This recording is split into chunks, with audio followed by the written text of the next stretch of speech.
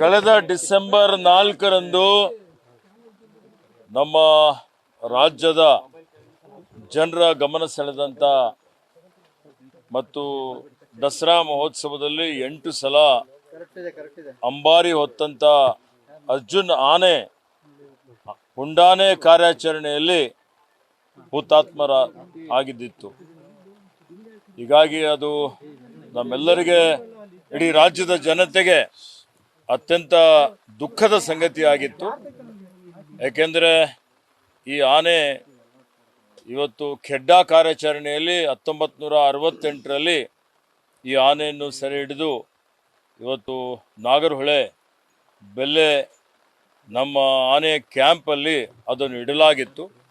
ಅದಾದಮೇಲೆ ಆನೆಗೆ ಎಲ್ಲ ರೀತಿಯ ತರಬೇತಿಯನ್ನು ಕೊಟ್ಟು ಇವತ್ತು 2012ರಿಂದ ಈ ದಸರಾ ಮಹೋತ್ಸವದಲ್ಲಿ ನಮ್ಮ ಜಂಬೂ ಸವಾರಿಗೆ ಈ ಆನೆಯನ್ನು ನಾವೆಲ್ಲ ಬಳಸ್ತಾ ಇದ್ದೀವಿ.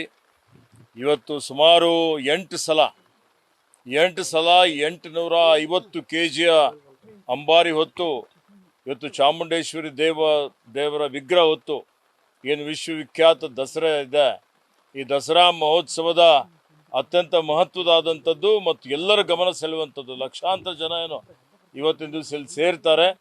ಅದು ಜಂಬೂ ಸವಾರಿಗಾಗಿ ಅದು ನೋಡಲಿಕ್ಕೆ ಜನ ಬರ್ತಾರೆ. ಅಂಥ ಒಂದು ಆನೆ 2019 ನಂತರ ವಯಸ್ಸಾಗಿದೆ ಅಂತ ಹೇಳಿ ನಿಶಾನೆ ಆನೆಯಾಗಿ ಹೋದ ಸಲ ದಸರಾ ಮಹೋತ್ಸವದಲ್ಲಿ ಇವತ್ತು ಅರ್ಜುನ್ ಆನೆ ಭಾಗವಹಿಸಿದ್ದಿತ್ತು. ಹೀಗಾಗಿ ಅರ್ಜುನನು ಇವತ್ತು ನಮ್ಮಿಂದ ದೂರ ಹೋಗ್ತಾನೆ ಅಂತೇಳಿ ನಮ್ಮ ಯಾರಿಗೂ ಅನ್ನಿಸಿರಲಿಲ್ಲ. ಅವತ್ತು ದುರದೃಷ್ಟವಶಾತ್ ಒಂದು ಪುಂಡಾನೆಗೆ ಅದರ ಕಾರ್ಯಾಚರಣೆ, ಯಾಕೆಂದರೆ ಹಿಂದೆನೂ ಅರ್ಜುನ್ ಆನೆಗೆ ನಮ್ಮ ಅಧಿಕಾರಿಗಳು ಸುಮಾರು ಸಲ ಪುಂಡಾನೆಯನ್ನು ಸೆರೆ ಹಿಡಲಿಕ್ಕೆ ಹುಲಿ ಕಾರ್ಯಾಚರಣೆಯಲ್ಲಿ, ನಿಮ್ಮ ಇವತ್ತು ಚಿರತೆ ಕಾರ್ಯಾಚರಣೆಯಲ್ಲಿ ಭಾಳ ಯಶಸ್ವಿಯಾಗಿ ಬಳಸಿಕೊಂಡಿದ್ದರು. ಇವಾಗ ಅದರ ಬಗ್ಗೆ ನಾನು ಅವತ್ತೇ ಇಲ್ಲಿಗೆ ಭೇಟಿ ಕೊಟ್ಟಿದ್ದೆ. ಸನ್ಮಾನ್ಯ ಮುಖ್ಯಮಂತ್ರಿಗಳು ಇವತ್ತು ಹೇಳಿದರು, ನಾವು ಎರಡೂ ಕಡೆ ಇವತ್ತೇನು ಎಸ್ಲೂರಿನಲ್ಲಿ ನಮ್ಮ ಇಲ್ಲಿನೂ ಒಂದು ಏನು ಇಲ್ಲಿ ಆನೆ ಮೃತಪಟ್ಟಿತ್ತು, ಆ ಸ್ಥಳದಲ್ಲೂ ಒಂದು ಸ್ಮಾರಕ ಮಾಡ್ತೀವಿ ಅಂತ ಹೇಳಿದ್ದೇವೆ. ಮತ್ತು ಬೆಲ್ಲೆಯಲ್ಲಿ ಎಲ್ಲಿ ನಮ್ಮ ಸಾಕಾನೆಗೆ ಅದರ ವಾಸಸ್ಥಾನ ಇತ್ತು, ಅಲ್ಲಿ ಒಂದು ಸ್ಮಾರಕ ಮಾಡ್ತೀವಿ ಅಂತ ಹೇಳಿದ್ದೇವೆ. ಹೀಗಾಗಿ ಇವತ್ತು ಆ ಸ್ಮಾರಕಕ್ಕೆ ನಾನು ಮಾನ್ಯ ಉಸ್ತುವಾರಿ ಮಂತ್ರಿಗಳಾದಂಥ ರಾಜಣ್ಣ ಅವರು, ಶಾಸಕ ಮಿತ್ರರಾದಂಥ ಮಂಜು ಅವರು, ಮತ್ತು ಶಿವಲಿಂಗೇಗೌಡರು, ನಮ್ಮ ಮುರಳಿಯವರು, ನಮ್ಮ ಹಿರಿಯ ಅಧಿಕಾರಿಗಳು, ಅನೇಕ ಇಲ್ಲಿ ಪ್ರಮುಖರು ಎಲ್ಲ ಸೇರಿ ಇವತ್ತು ಶಂಕುಸ್ಥಾಪನೆ ಮಾಡಿದ್ದೇವೆ. ಆದಷ್ಟು ಶೀಘ್ರದಲ್ಲಿ ಈ ಹುತಾತ್ಮ ಅರ್ಜುನ್ ಆನೆಯ ಸ್ಮಾರಕ ಕೆಲಸ ಪ್ರಾರಂಭ ಆಗ್ತದೆ. ಒಂದು 2-3 ತಿಂಗಳ ಒಳಗಾಗಿ ಇವತ್ತು ಇದನ್ನು ಪೂರ್ತಿ ಮಾಡಿ ಇದನ್ನು ಜನರಿಗಾಗಿ ಲೋಕಾರ್ಪಣೆ ಮಾಡ್ತೀವಿ ಅನ್ನುವಂಥ ಒಂದು ಮಾತನ್ನು ಇಲ್ಲಿ ಹೇಳಲಿಕ್ಕೆ ಬಯಸ್ತಾ ಇದ್ದೀನಿ. ನೋಡಿದ್ದು ಅರಣ್ಯ ಇಲಾಖೆ ಅಧಿಕಾರಿಗಳ ಜೊತೆಲೆಲ್ಲ ಚರ್ಚೆ ಮಾಡಿ ಅದರ ಬಗ್ಗೆ ಅಂತಿಮವಾದಂಥ ಒಂದು ತೀರ್ಮಾನವನ್ನು ನಾವು ತೆಗೆದುಕೊಳ್ತೇವೆ.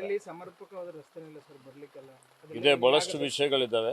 ಅರಣ್ಯ ಪ್ರದೇಶದ ಒಳಗಡೆ ರಸ್ತೆ ಮಾಡಬೇಕು ಅಂತ ಹೇಳಿದ್ರು, ನಾವೆಲ್ಲ ಕೆಲವೊಂದು ರಾಜ್ಯ ಮತ್ತು ಕೇಂದ್ರ ಸರ್ಕಾರದ ಕಾಯ್ದೆಗಳಿದ್ದಾವೆ, ನಿಯಮಗಳಿದ್ದಾವೆ, ಅವೆಲ್ಲವನ್ನು ನಾವು ಅನುಸರಣೆ ಮಾಡಬೇಕಾಗ್ತದೆ. ಅದೆಲ್ಲವನ್ನು ವಿಚಾರ ಮಾಡಿ ಆಲೋಚನೆ ಮಾಡಿ ನಾವು ತೀರ್ಮಾನವನ್ನು ತೆಗೆದುಕೊಳ್ತೇವೆ. ಈಗಾಗಲೇ ಇದನ್ನು 50 ಲಕ್ಷ ವೆಚ್ಚದಲ್ಲಿ ಬರೀ ಸ್ಮಾರಕ ನಿರ್ಮಾಣ ಮಾಡ್ತಾ ಇದ್ದೇವೆ.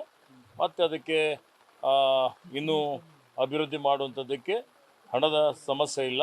ಅದಕ್ಕೆ ಎಷ್ಟು ಹಣ ಬೇಕಾದರೂ ಖರ್ಚು ಮಾಡ್ತೀವಿ ಅನ್ನುವಂಥ ಮಾತನ್ನು ಹೇಳಲಿಕ್ಕೆ ಬಯಸ್ತೇವೆ. ಪ್ರವಾಸಿಗರು ಇಲ್ಲಿ ಬರಬೇಕು ಅನ್ನೋ ನಿರೀಕ್ಷೆ ಇಟ್ಕೊಂಡಿರ್ತಾರೆ, ಅವರಿಗೆ ಸೌಕರ್ಯ.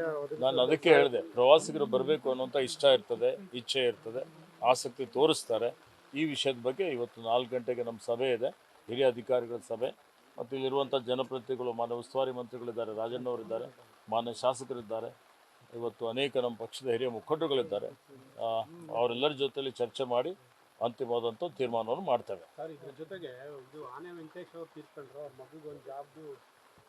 ಅದನ್ನು ಪ್ರಸ್ತಾಪ ನಾನು ಮಾಡಿದ್ದೇನೆ. ಅವ್ರಿಗೆ ಹೆಚ್ಚುವರಿಯಾಗಿ 10 ಲಕ್ಷ ರೂಪಾಯಿ ಪರಿಹಾರ ಕೊಟ್ಟಿದ್ದೇವೆ. ಇವತ್ತು ನಾವು 15 ಲಕ್ಷ ಕೊಡ್ತಾ ಇದ್ದೇವೆ ಪ್ರತಿಯೊಬ್ಬರಿಗೆ. ಇವತ್ತು ಆನೆ ತುಳಿತದಿಂದ ಮೃತಪಟ್ಟಂಥವರಿಗೆ ಈಗ ಅವರಿಗೆ 25 ಲಕ್ಷ ರೂಪಾಯಿ ಪರಿಹಾರ ಕೊಟ್ಟಿದ್ದೇವೆ. ಅವ್ರಿಗೆ ಉದ್ಯೋಗ ಕೊಡುವಂಥದ್ರ ಬಗ್ಗೆ ಪ್ರಸ್ತಾವನೆ ಇದೆ. ಪ್ರಸ್ತಾವನೆ ನಾನು ಸಚಿವ ಸಂಪುಟಕ್ಕೆ ನಮ್ಮ ಎಲ್ಲ ಸಚಿವರದೆಲ್ಲ ಸಹಕಾರ ತೆಗೆದುಕೊಂಡು ಸಲ್ಲಿಸ್ತೇನೆ. ಸರ್, ಈಗ ಜಿಲ್ಲಾ ಉಸ್ತುವಾರಿ ಸಚಿವರು ಕೂಡ ಹೇಳಿದ್ರು, ಮನು ಎಂಬಂತವರು ಕೂಡ 7.5 ಲಕ್ಷ ಪರಿಹಾರ ಕೊಟ್ಟಿದ್ರೆ ಅವ್ರಿಗೆ 15 ಲಕ್ಷ ಪರಿಹಾರ ಕೊಡಬೇಕಾಗಿತ್ತು. ಅವ್ರ ಸಾವಿನಿಂದ ನೋಡಿ, ಈ ಕಾಯ್ದೆ ಏನಿದೆ ಅಲ್ಲ, ಈಗ ನೀತಿ ನೋಡಿ ನೋಡಿ ನೋಡಿ ನೋಡಿ ನೋಡಿ 15 ಲಕ್ಷ ಆಗಿದೆ ಸರ್. ಆದ್ರೆ ಇದು ಬಿಲ್ ಪಾಸ್ ಆಗಿದ್ದು ನೋಡಿ, ನಾನು ಅಧಿಕಾರ ವಹಿಸ್ಕೊಂಡ ನಂತರ ಇವತ್ತು ಏನು ಸುತ್ತೋಲೆ ಇದೆ, ಏನು ಇವತ್ತು ಪರಿಹಾರ 7.5 ಲಕ್ಷದಿದ್ದು 15 ಲಕ್ಷ ಆಗಿದೆ. ಈ ಪರಿಹಾರ ಏನು ನಾವು ಜಾಸ್ತಿ ಮಾಡಿದ್ದೇವೆ, ಅದಕ್ಕಿಂತ ಪೂರ್ವದಲ್ಲಿ ಈ ಘಟನೆ ನಡೆದಿದೆ. ಹೀಗಾಗಿ ಹಿಂದಿದ್ದಂಥ ಸರ್ಕಾರ ಅದಕ್ಕೆ ಇವತ್ತು ಪರಿಹಾರ ಕೊಟ್ಟಿಲ್ಲ. ಅವ್ರ ಸಾವಿಂದನೇ ಇದು 15 ಲಕ್ಷ ಆಗಿದೆ. ಇದ್ರ ಬಗ್ಗೆ ಪರಿಶೀಲನೆ ಮಾಡ್ತೇವೆ. ನ್ಯೂಸ್ ಫಸ್ಟ್, ನಿರ್ಭೀತಿಯಿಂದ ನಿಮ್ಮ ಪರವಾಗಿ.